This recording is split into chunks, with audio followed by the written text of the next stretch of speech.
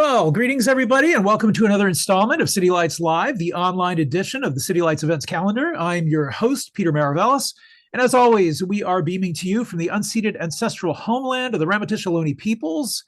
It is always a privilege and an honor to do so. This afternoon, City Lights and our friends at PM Press celebrate the publication of Surrealism, Bugs Bunny, and the Blues, selected writings on popular culture by Franklin Rosemont, edited by Abigail Susik and Paul Buhle, and is published, of course, by PM Press.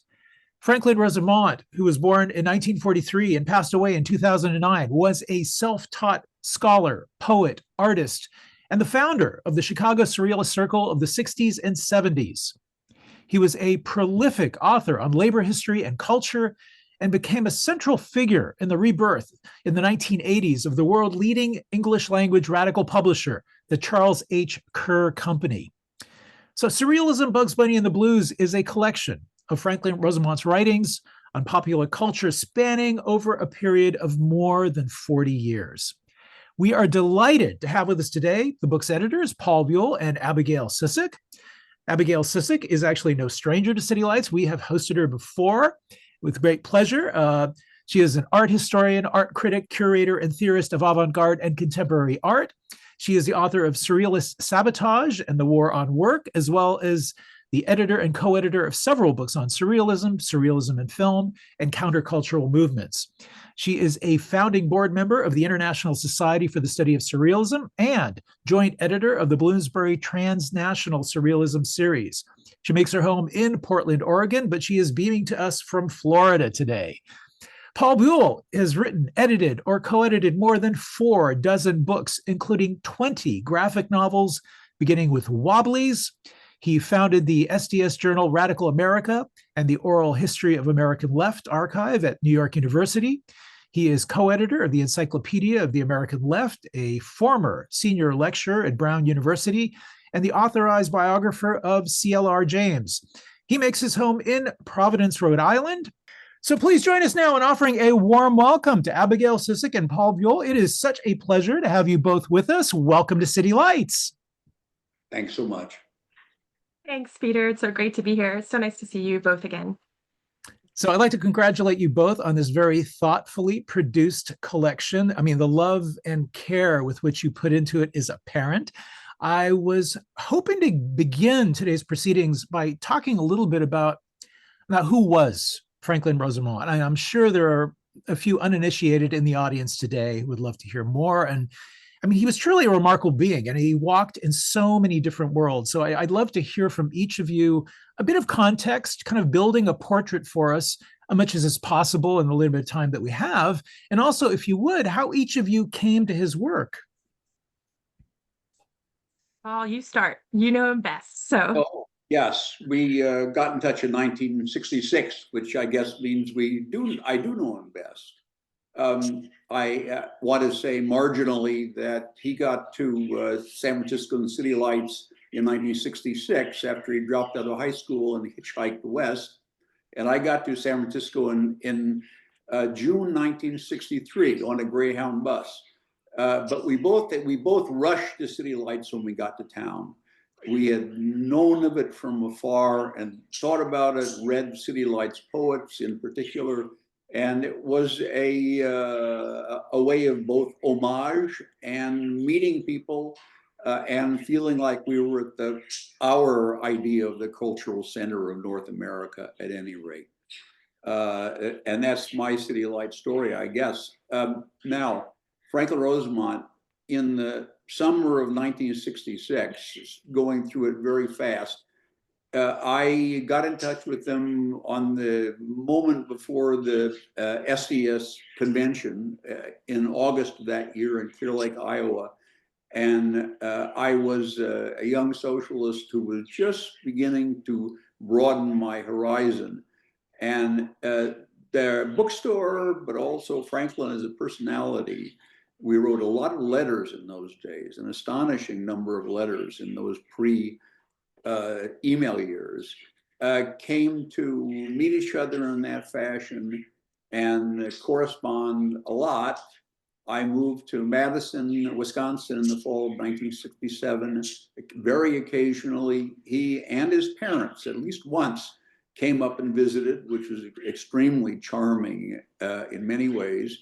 And intermittently, every couple of years, I would get myself to Chicago and spend time with him and Penny and get to know his personalities.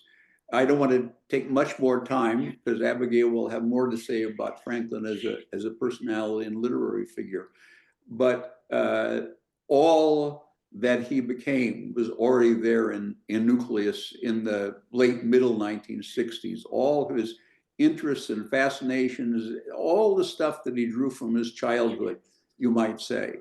And what he thought about blues music, what he thought about comic strips, comic art, which became central to me, and what he thought about various kinds of music, some of it lost on me, other parts I could understand exactly what he was getting at, and even his oddball prejudices against this and that, especially the Popular Front, were clear, and when we disagreed, they were really interesting. So I'll end this part by saying that I was publishing this magazine for SDS, launched in 1967. And by 1969, I thought, gee, that's a great idea, as I was having special issues on this and that, like C.L.R. James, a big special issue, like the League of Black Revolutionary Workers in Detroit, a special issue, like several others, Society of the Spectacle by DeBoer, another special issue. There would be a special issue on surrealism. And Franklin did it entirely himself. I didn't lay a finger on it. My impression is it was laid out by Penny Rosemont. It was a very nice layout.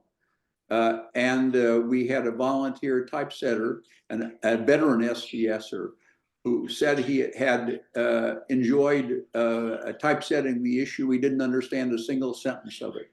But it was no doubt, it was very valuable to the audience.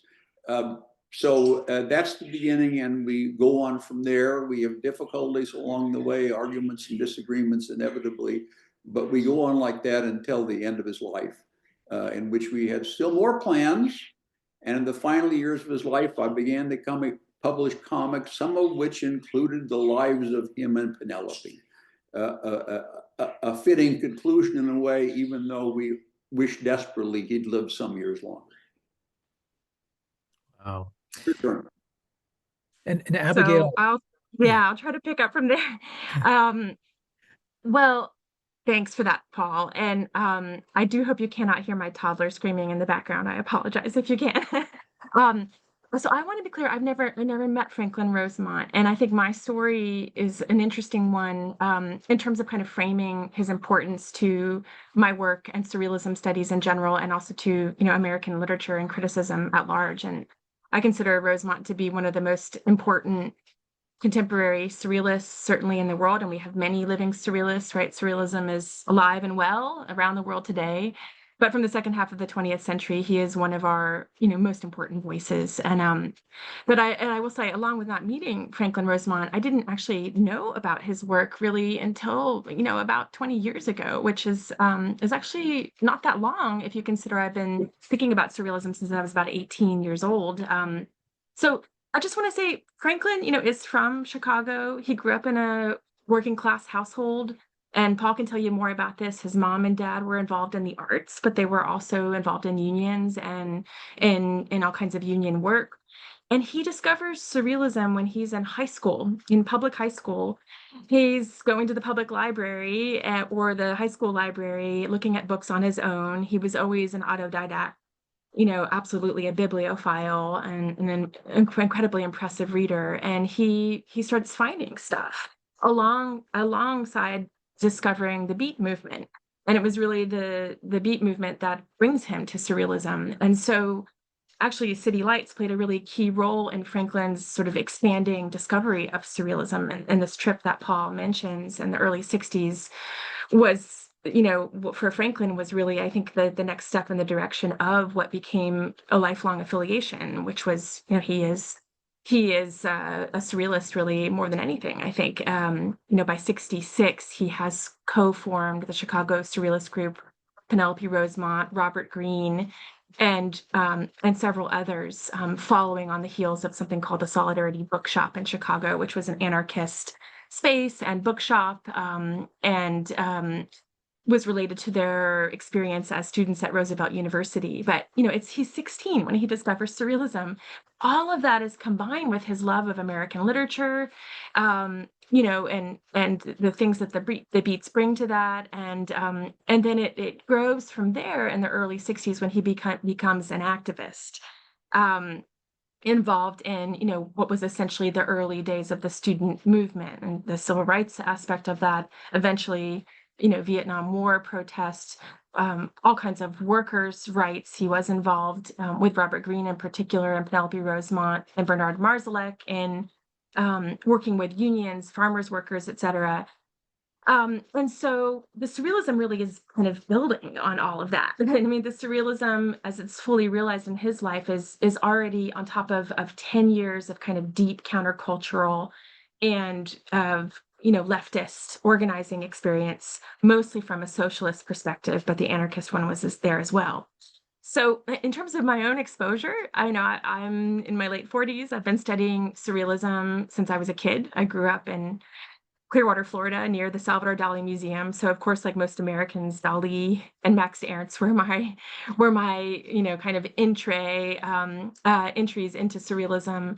And I did not hear about the Rosemonts until grad school, and even then, it was not as much as I would have liked. And it all came to a head for me when I started working on this book called Radical Dreams: Surrealism, Resistance, Counterculture in 2014. And we thought we cannot work on an academic volume about surrealism and resistance without contacting Penelope Rosemont. Franklin was already gone by that time, right? And so we contacted Penelope and met with her. And since then, my own formation as an academic who works on surrealism has been deeply informed by my exposure to the American Surrealist group as it still survives today. In its various formations that Penelope and Franklin and the members of their group formed in 66.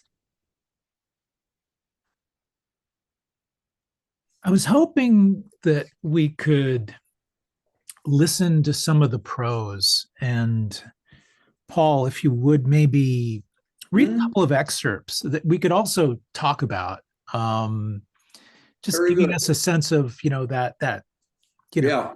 varied interests that he had. I mean, it's really amazing just how many worlds he walked in. I would say that coming out of the 1950s, we had to reach back beyond the immediate past generation of the left, the previous generations of the left, and discover other things. Franklin Rosemont's autodidact life is a life of discoveries. And one of his discoveries as a writer was the Providence, Rhode Island's only notable writer, H.P. Lovecraft, the horror writer. And H.P. Lovecraft's dear friend was Frank Belknap Long, son of a prominent dentist in New York, who Frank wrote horror stories in the 1930s and a few novels for the same pulp magazines that Lovecraft had written for. And became friends with Lovecraft, convinced him to move to Brooklyn, convinced him to marry a Jewish widow, which was a catastrophe for Lovecraft. He raced back to Providence and never left again, but wrote some horror stories about living in Brooklyn. He was afraid of sex, clearly. But so here's Franklin on Frank Belknap Long. Of Lovecraft's old friends and collaborators, none has so unequivocally announced the latent content of the Cthulhu mythos as has Frank Belknap Long in The Horror from the Hills. Quote, some monstrous unfettering is about to take place. That for which 2,000 years has lain somnolent will stir a grin, and great things will descend from their frightful lair, end quote. Proof that the Lovecraft circle had as its fundamental presupposition, without knowing it, the motto emblazoned on La Révolution Surréaliste in 1925.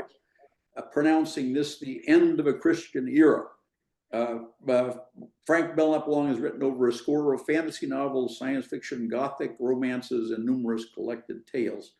That's probably enough about Frank Long, but the fact that Franklin and I discovered him in almost exactly the same years, and we began writing letters to this elderly fellow, and he was so enthusiastic to respond to us and to engage with us. And I think both of us went to see him. I certainly did. That's the kind of thing that Franklin Rosemont did with a range of surrealists, agent surrealists around the world who had been, quote unquote, out of touch for 20 or 30 years. And in doing so, they really built a web of people that could not have existed without him, and also Penelope. They rarely left Chicago, but some of these people would come to Chicago, or they would maintain a monstrous correspondence. Now, one more, and this is about his very, very favorite daily cartoonist funny pages writer-artist named Bill Holman, who drew a daily strip called, what is that strip called? Smokey Stover. Everything in Smokey Stover happens in a firehouse, and the scenery behind Smokey Stover, who's a fireman, keeps changing in unpredictable ways. So he writes, the setting is a firehouse where Smokey Stover and the chief, with an unending supporting cast, pursue their nonstop radical fire misadventures. These frantic firefighting clowns, who incidentally start more fires than they put out, seem to live by a single principle: extravagant disorder at all times and at all costs. In his own way, Holman does exactly what the surrealist painter does: concretize the irrational.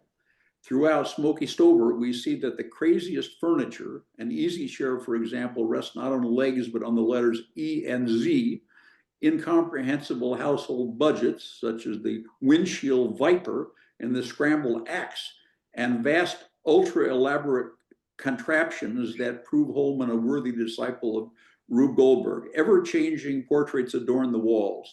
The figures in these portraits lead adventures of their own, often wholly unrelated to the rest of the story.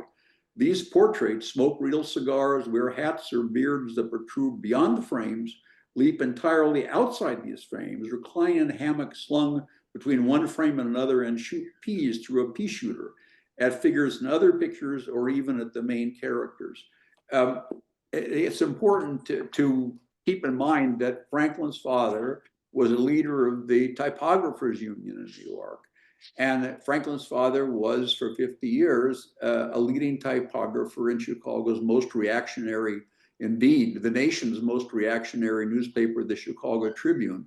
So there's a strange sort of contradiction here. The Tribune also had the best comic strips of any paper east of Chicago, so east of Manhattan, west of Manhattan, I mean. So that he no doubt discovered Smokey Stover. Perhaps his father read it to him when he was 5 or 10 years old, and at the same time was aware of all of the contradictions involved in the situation. I think I'll leave my part there, and we can go on.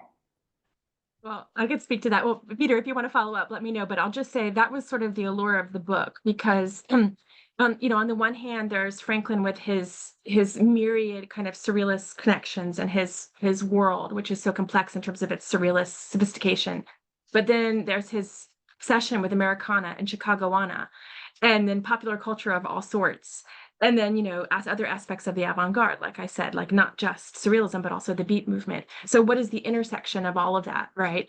And in his writings, which are voluminous, and not only is he an autodidact, but he's publishing throughout his life, journals, and eventually with Kerr Publishing Company, and other books as well, other publishers. It's just a huge amount of material. And we wanted to really recognize him as one of the unique voices in American criticism that was able to give us a view of popular culture in a disparate sense, not just what the surrealists in France would have liked, not just what workers in Chicago would have liked, but his very idiosyncratic vernacular taste.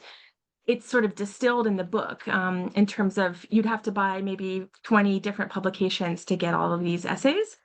So we wanted to have it in one place, and you kind of get this, you start to get a feel for what, I don't know, I don't want to call it his taste, but his like very, very special intuition for those things that made his mind spark, you know, his love of the very unusual vernacular things that struck him as being, you know, singular or special in a sense that maybe no one else really had put it together quite that way. I guess what I'd like to add is the Chicago-ness of all this. Um, the Chicago was the center, or could be called the center, during the Chicago literary renaissance of the 1920s, not afterward. Other than the theatrical stuff that finally becomes Saturday Night Live, among other things, it slips downward in public estimation.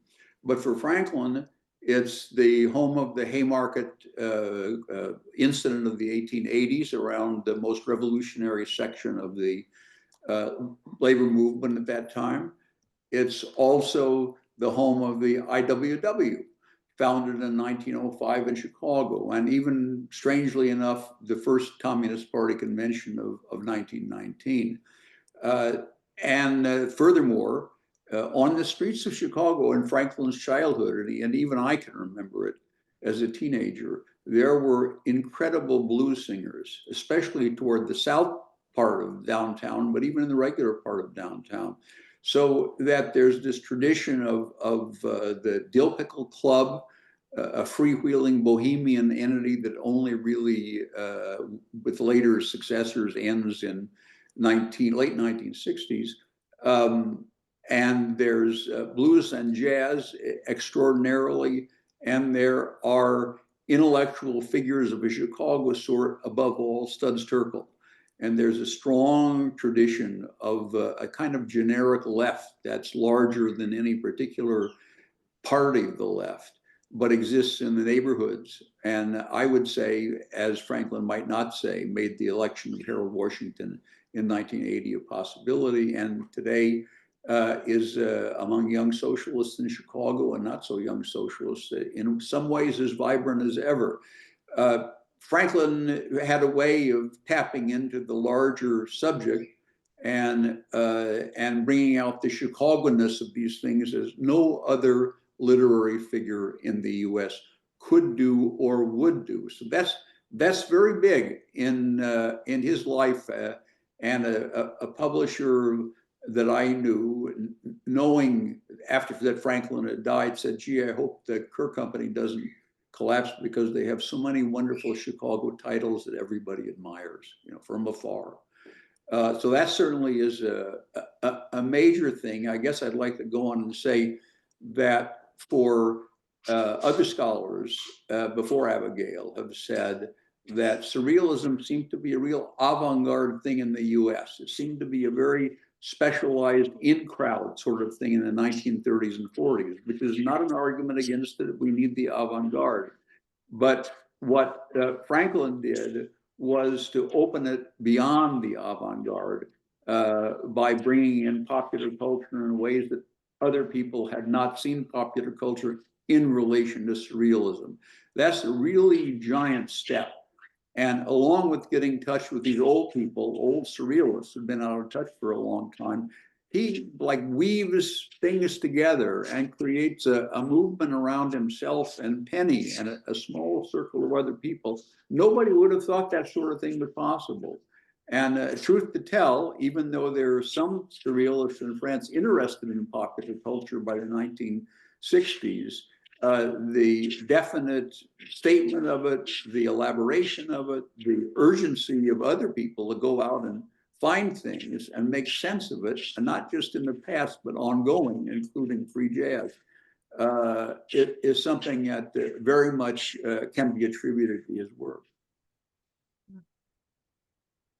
I think you got the ball there, Abigail. Well, Peter, do you want to say anything? Oh no, I'm really enjoying this. I love this kind of ping pong back and forth, and I'm really struck by how much of a community builder he was, you know, and the way he brought so many different people together. I mean, even when they came through City Lights, I mean, you really had a sense of, you know, that interconnectedness. Yeah, that early 60s trip to City Lights then, which was like a motorcycle trip. He drops out of high school, right?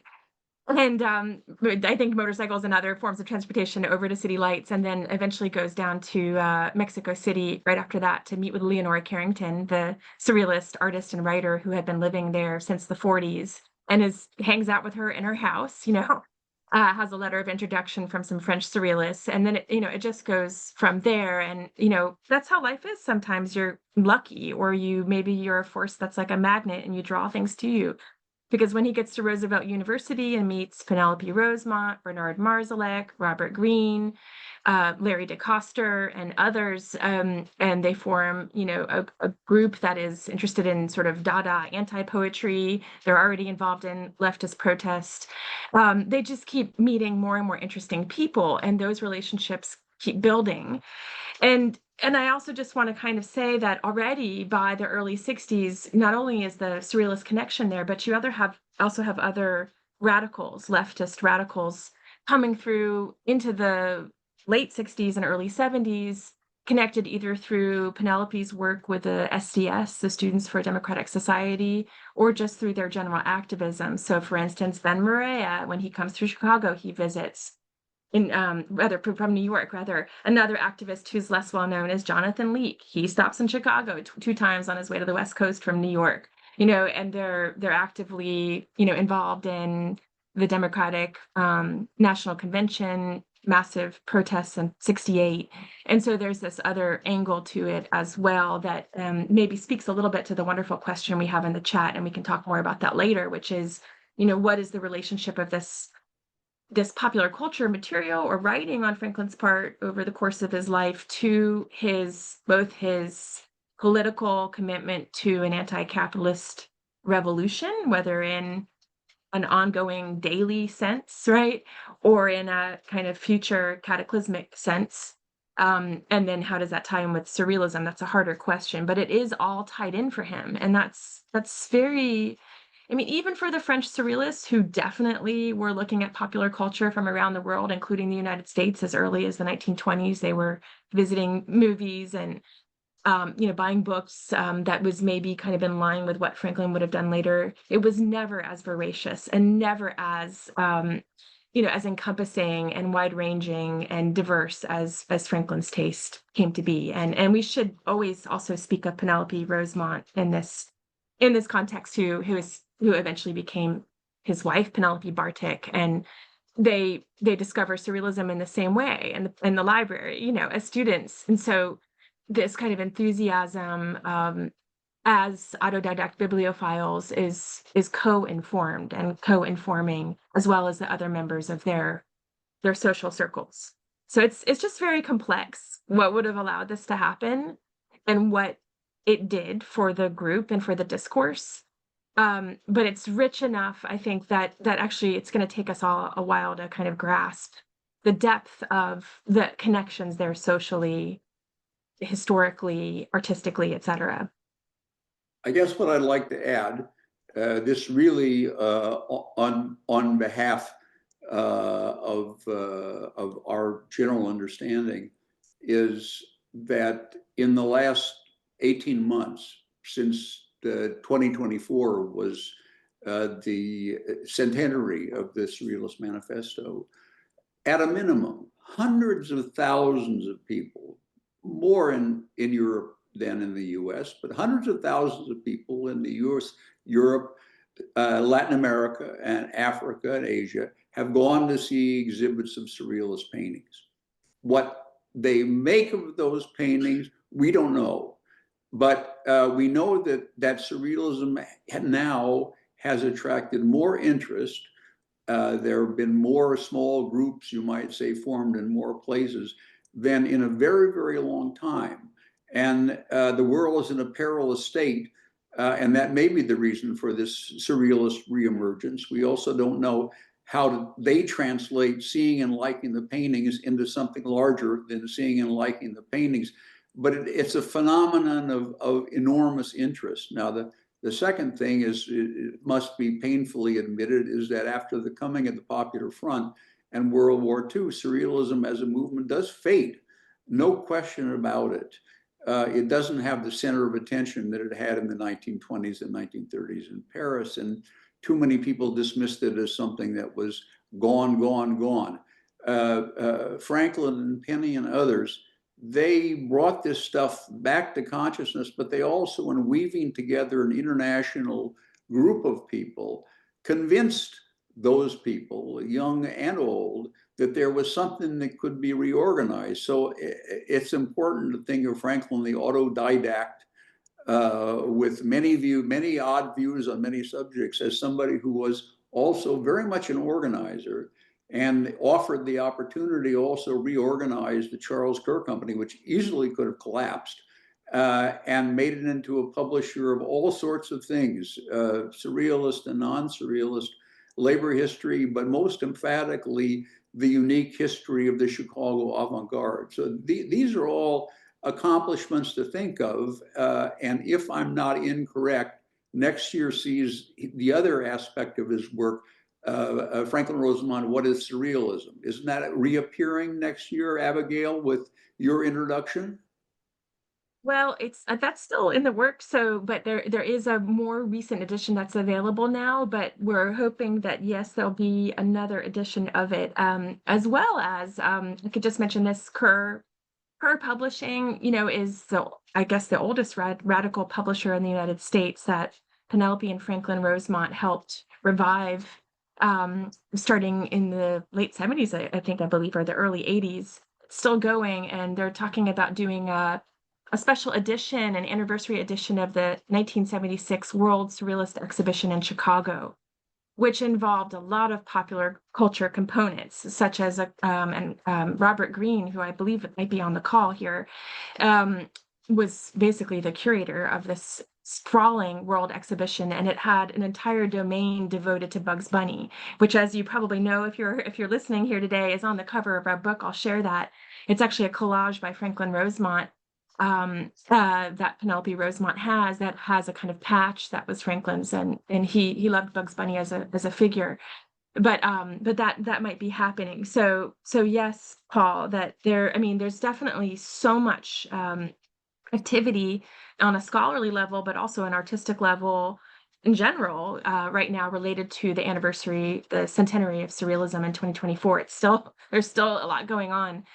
But I think in terms of how that relates to Franklin and specifically Chicago Surrealism, the Chicago Surrealist group, we're going to be seeing more of that, because that group is founded in 1966, right? And so and it's still alive. So the sort of question of anniversaries and returning material, growing material, new material is always a kind of expanding horizon. Let me show you the cover of the book. But I wanted to also ask, Paul, could you talk a little bit about Franklin's politics and how this relates to this question of popular culture? Because there's a great question in the chat about that, and I know we'll have time to turn to that, but I think you have a better understanding than anyone of how those connect for Franklin and what that meant for him. Well, I guess I want to point to this comic history of SDS, because Penny writes a story in here of 7 or 8 pages about her life and Franklin's life together. And part of this involves her participation in the Chicago convention mobilization of 1968. She's working in the print shop of SDS, and gives you a general kind of inside outside, because Franklin was uneasy with student organizations. He sort of like wasn't a student, or hadn't been a student for very long. But at the same time, he was enthusiastic about radical youth stuff.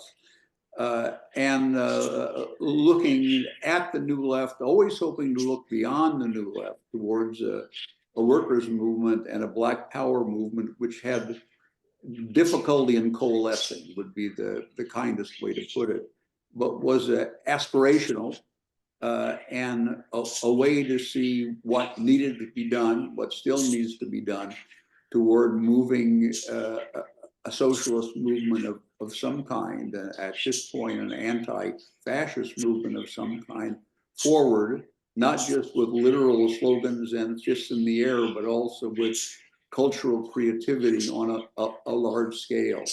And we see some of this on the web and memes of various kinds, and now with all kinds of fairly creative signs that people bring to demonstrations.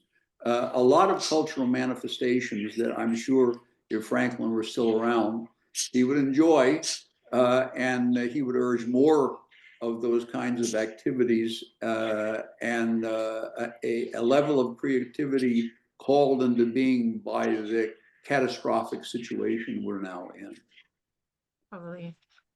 Yeah, I think one thing, oh, Peter, go ahead. No, Yeah. it's okay. Well, sorry, I was just going to mention the IWW really quick and just say that's really key, because if you've never heard of the Industrial Workers of the World, right, this is a really important American union that has its headquarters in Chicago in the early 20th century, in particular. Again. Yes, go ahead. Great. An article about by Franklin and Kenny, one of the comics. Righto. Right. So they're fondly known as the Wobblies, if you don't know the nickname.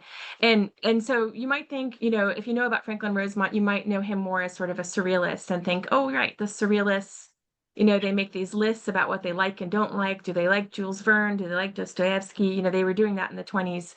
Franklin's just doing that. It's actually not the same. And this speaks to that role of Chicago, because he's so deeply informed by Chicago working class history and working class activist history, and specifically the history of the IWW. So while he's contacting surrealists, he's also going to meet, older radicals, older members of the IWW, the ones who are surviving, and learning about the way that this very unusual union, which was a kind of pan-worker union, open to genders and races, and it was, different nationalities. Essentially, it was sort of a unified union, if you will, an amazing idea.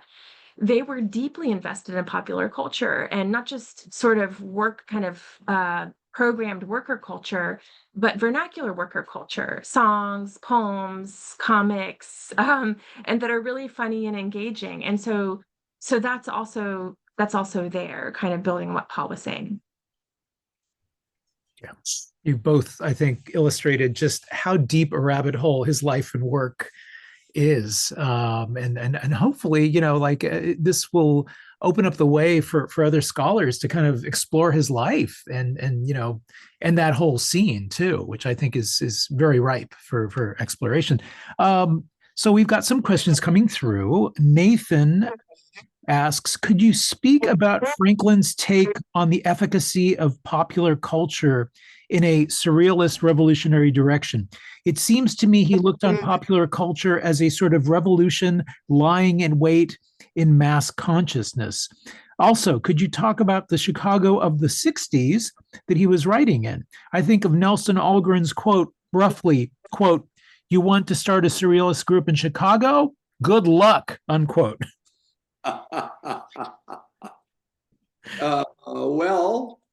There's the single most important graphic novel around today, 2 volumes, are called My Favorite Thing is Monsters by Emil, now I'm forgetting her last name.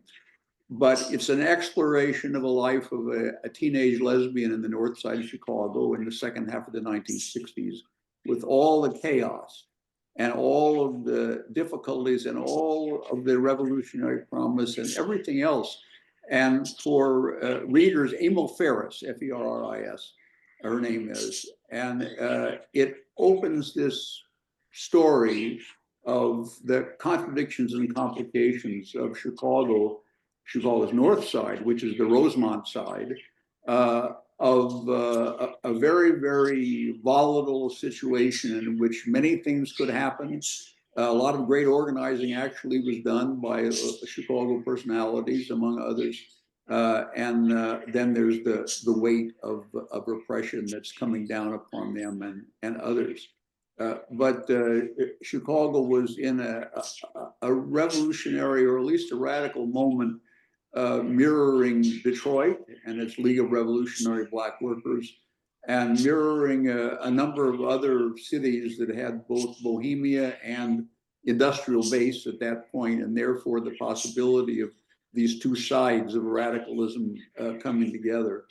So it was a good moment for surrealism to take the inspiration of those things around. But for Emile Ferris and her protagonist, people always go back to the art center in Chicago and kind of reintroduce themselves to what the larger history of public art is and how they see themselves, the Art Institute, excuse me, how they see themselves in relation to the available histories of culture, which of course, not in the Art Institute until recently, the history of blues and other affects of popular culture, but very much part of the insistence that no part of human culture is alien to what we aim to understand and deal with and absorb. And from jazz dancing to free jazz to comics to working class rhymes in blue collar neighborhoods. All these things were within the same world, and you could even say within the same neighborhoods and possibly observable in a single day by someone like Franklin or Franklin and Penny, who spent a lot of time on foot walking through Chicago, just taking the scene in and then thinking about it and trying to encourage others to write about it. Yeah, this question is really complex and I love it, Nathan. Thank you for it. And thanks for reading it, Peter. And Paul's answer is so sophisticated. I tried to answer this question a little bit in my introduction to the book. And in terms of a little bit of the Frankfurt School, Benjamin and Adorno, and also CLR James, who Paul can talk more about, and some of Franklin's teachers at Roosevelt University, who were thinking, in terms of anthropology and sociology a little bit, but also how that fit in with this modern post-World War II world that was, in terms of Chicago, was always being looked at if you were a leftist student through the civil rights movement and the activism involved in that. And so, I think I do see the seeds of this possibility of resistance or of separation from capitalist commodity culture in early surrealism in Europe.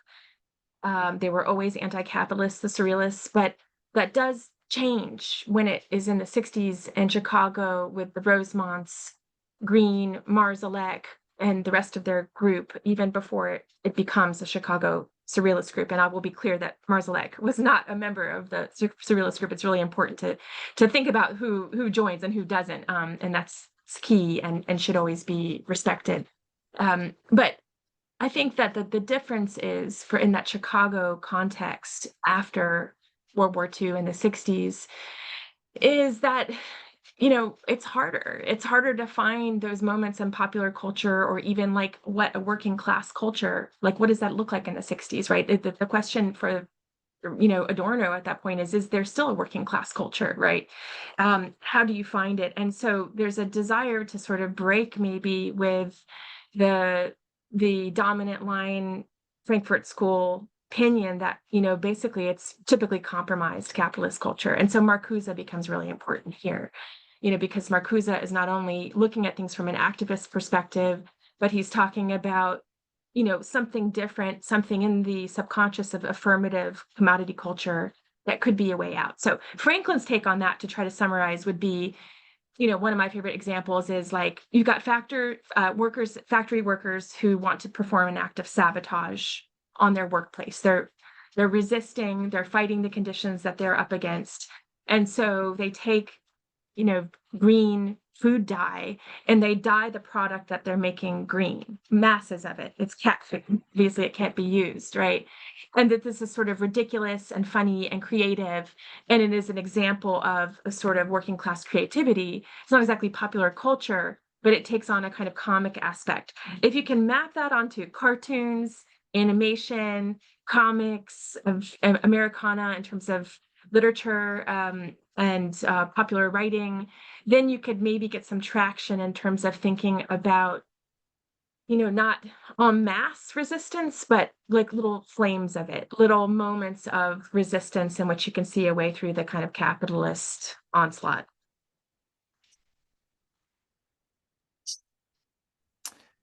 Paul, any comments on that? No, I affirm it all. I look back upon these, how many years from 1966 until Franklin's death in 2009, an awful lot of years. And I see that he was moving, he was shifting his balance in various directions and various times, but always on the move, thinking about what more could be discovered, or in a very practical sense, what could possibly be published. How would it be published? I was publishing magazines that lost money with every issue, more or less. And he was publishing very few, not that many, but he too had to raise the money to produce these things, so that every element of work was connected with the practical problems that I presume wealthy bohemians never face. We needed to be able to progress, find good material, move on, and in a way, act like an editor of City Lights. What can I do next? What's really interesting next? What author is appealing to us? What work needs to be severely edited? And what's just fine without being edited?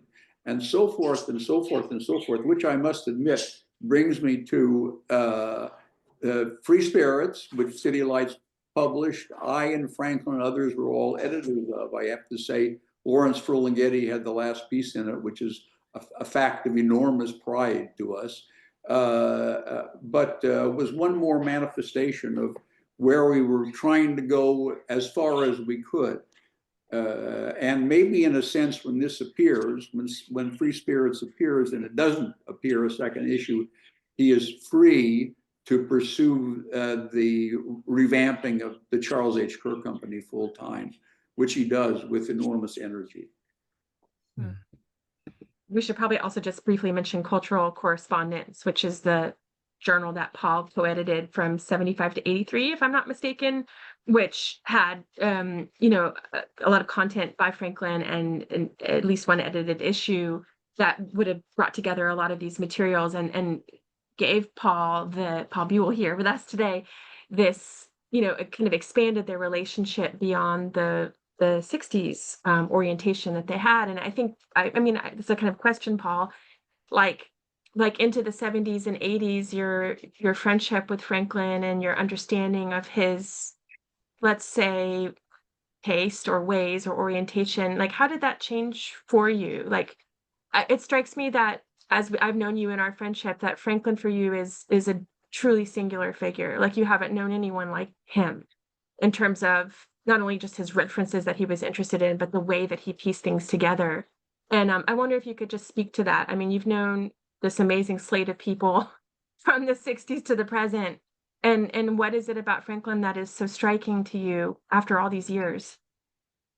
Well, I have to say that editing one left-wing graphic novel after another, I've come to think of myself as the same editor I was when I launched Radical America in 1967. I'm thinking about what can come in, how does it get edited, who's going to publish it, who will read it, and so forth.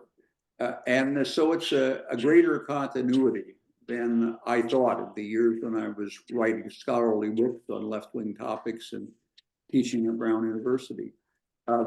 Franklin changed his focus from being part of the Rebel Worker, a mimeograph magazine, to spending a lot of time producing Arsenal, an incredibly beautiful, not large circulation magazine with maybe 3 issues, on to connecting with the Kerr Company as the one thing, that's a great cover, the one thing that could reach more people. Ironically, not ironically, Kerr editions of the Communist Manifesto kept them in business for a long time because they were getting classroom assignments. But it was a way to bring together large projects, a very large book on the Haymarket martyrs, the Haymarket situation, and large books on the Wobblies, his book on Joe Hill and the culture of the IWW. A large book is loaded with enormous amounts of erudition of insights into what the culture of this romantic but near vanished organization could possibly have been. All this apart from his pursuit of the history of surrealism in France and its leading figures, so that he is, he's producing and offering things that will be seen in his lifetime and presumably later. I guess two of the last giant volumes, one which he could only be accused of collaborating on, Women in Surrealism, edited basically by Penny. And the other one is, I'm trying to think of the title, Surrealism and Black People or something like that. Yeah, Black, Brown, and Beige that he did with Robin D.G. Kelley, which is like one of the most important books ever written in the field of surrealism studies. It totally changed the way we look at surrealism. Both of these books open up vistas for surrealism, both the study of it as a historical subject, but also who's going to take part in it. Women in Surrealism used to be a very difficult topic for reasons we don't need to discuss, but with Penny's volume shows what has been done and, much more important, what can be done. And Black, Brown, and Beige suggest very strongly that surrealism belongs to the global South as much as it does to the salons of Paris and the neighborhoods of Chicago.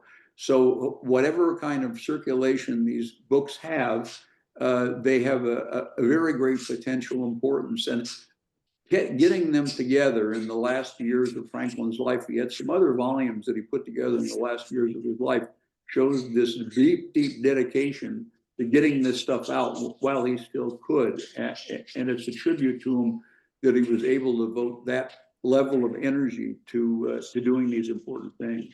He was putting one more stone in place of saying, this is surrealism. I've been doing it since I was 18 or 19 years old and I discovered it.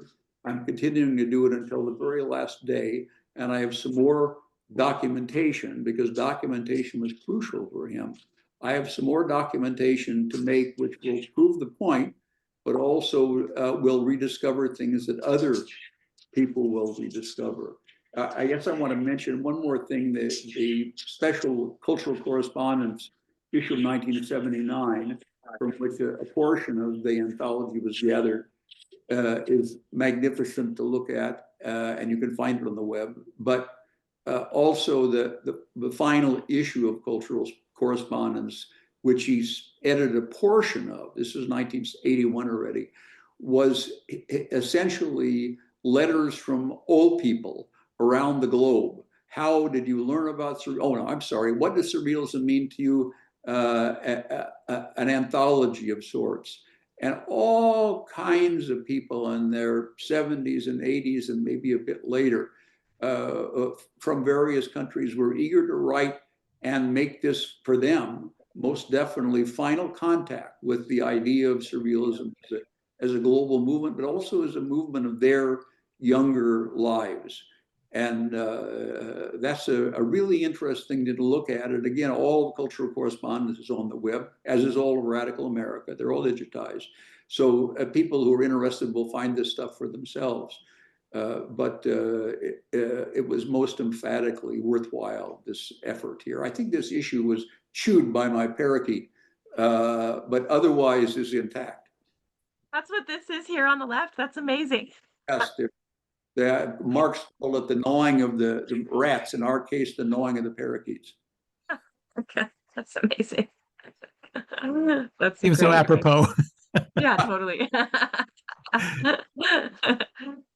Well, as we come to the top of the hour, you have both painted such a lovely and just very rich portrait of Franklin, and we are ever grateful to you for doing this and for gracing our halls, and congratulations to you both on this very important new work, which I think is going to generate a lot of interest, in his life and work. So thank you so much for joining us today. It means a great deal.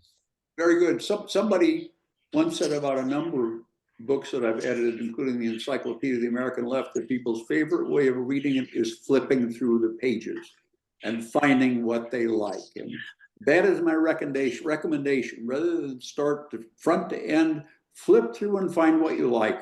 Make sense of it in your own terms. Yeah, this is a book to play with and to kind of dip in and dip out of and just take your time with and not read it cover to cover in that way. So it's absolutely, it's really was a pleasure to put together as a friendship project, as I always say.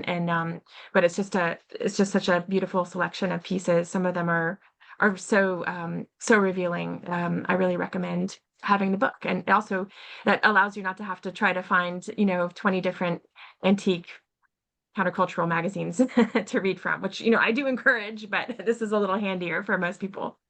Yeah. And this is not a book, this is a person. Actually, they said this is a man, but you get the idea. This is not a book, this is a person. It's a book too. Well, you have done a great service, and City Lights, of course, is very grateful to you. I also want to thank everyone in the audience for joining us today. I have posted links in the chat with which you may purchase copies of Surrealism, Bugs Bunny, and the Blues. Better yet, if you're in the hood, come on down and pay us a visit. We are located in San Francisco's historic North Beach district. We're open 7 days a week from 10 a.m. to 10 p.m.